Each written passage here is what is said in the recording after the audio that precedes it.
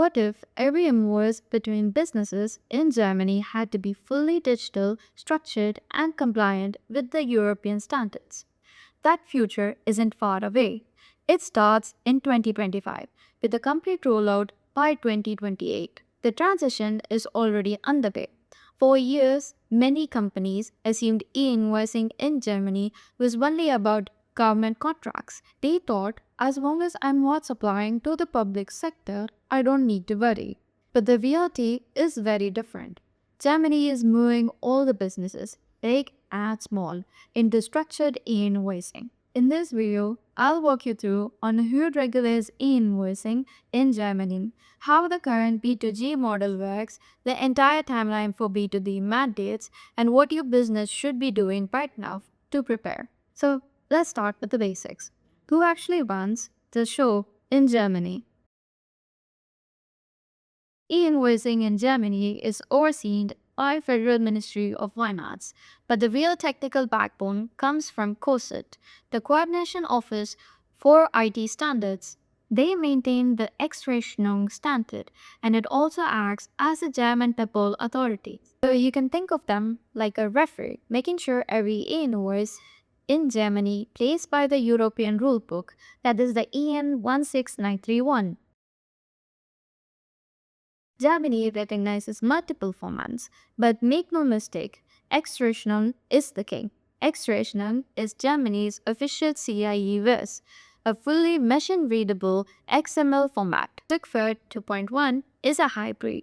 It combines human-readable PDF with machine-readable XML format. Peppol Billing 3.0 is also supported, especially for companies trading cross borders. All of these formats align with the European standard EN 16931, which ensures compliance across the EU. Now, I know this sounds like a lot of technical jargon and possibly very overwhelming. That is why we have created a simplified booklet on Germany's e-invoicing mandate. It breaks down the formats, deadlines, and use cases step by step, so you don't have to decode the jargon yourself. Make sure to check that out if you want clear and detailed guide. So now let's talk about the B2G mandate. Since 2019, federal authorities in Germany have been required to receive and process structured e-invoices, and by April 2020, this obligation extended to all the state-level authorities as well. Businesses must submit their e-invoices through platforms such as XRe, which is the Central Invoice Receiving Platform, or OZGRE, Online Access Act Portal. Every invoice must carry lightweight ID, a unique routing code that ensures it reaches the correct authority. The accepted formats for the B2G mandates include the XRechnung and Zugfert 2.1, and invoices can be sent through upload, email, Dmail, or directly through Peppol. This setup effectively works as a three-corner model. The supplier creates and submits the invoice. The government portal, that is XRe or OZGRE, acts as the central inbox. The public authority then receives the routed invoice through the lightweight ID. So by December 2025, XRe will be phased out, leaving OZGRE as the single federal portal. This consolidation means suppliers will only need one access point to send invoices to all the federal agencies, and simplifying the B2G process. Now, B2B is the next. Japanese Growth Opportunities Act lays out the roadmap. From 1st January 2025, all the companies must be able to receive EN 16931 compliant e-invoices.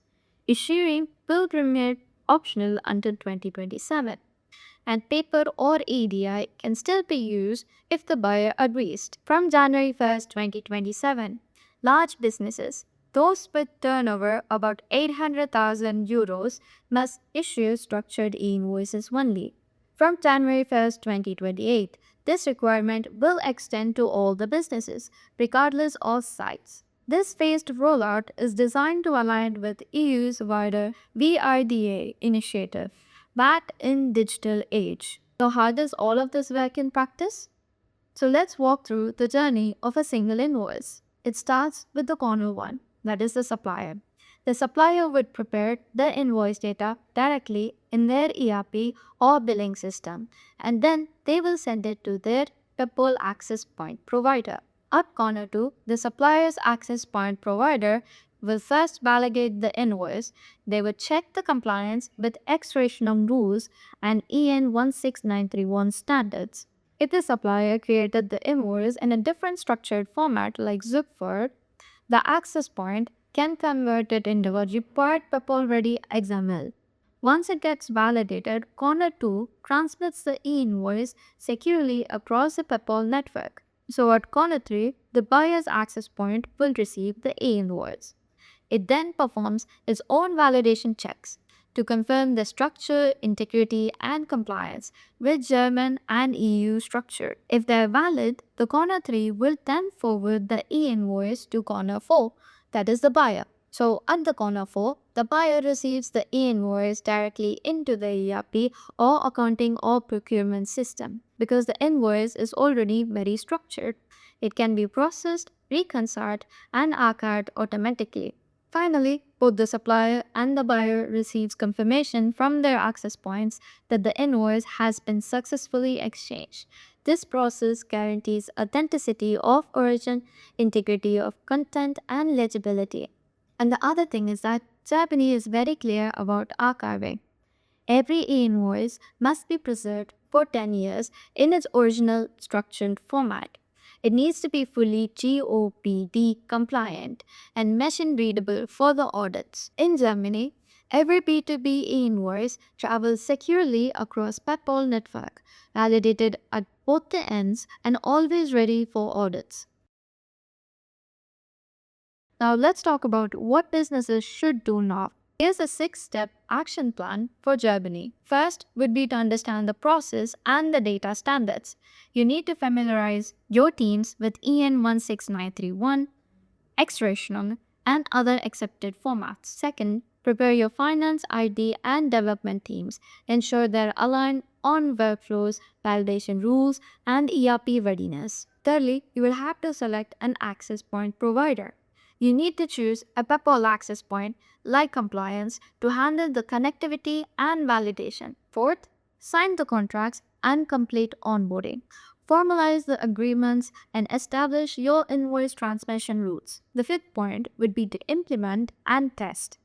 You need to work with your provider to create, validate, and exchange e-invoices in the sandbox environment before going live. And finally, go live and optimize. You need to exchange invoices across the Peppol network, meet the archiving obligations, and use structured invoicing to reduce processing costs and errors. Germany isn't about digitalizing invoices, it's building a system that's future-proof and fully aligned with Europe's long-term vision for structured, real-time back compliance. So if your company operates in Germany, 2025 is the year to act. Don't wait until the deadlines pile up. With compliance, you don't just meet Germany's 2025 deadline.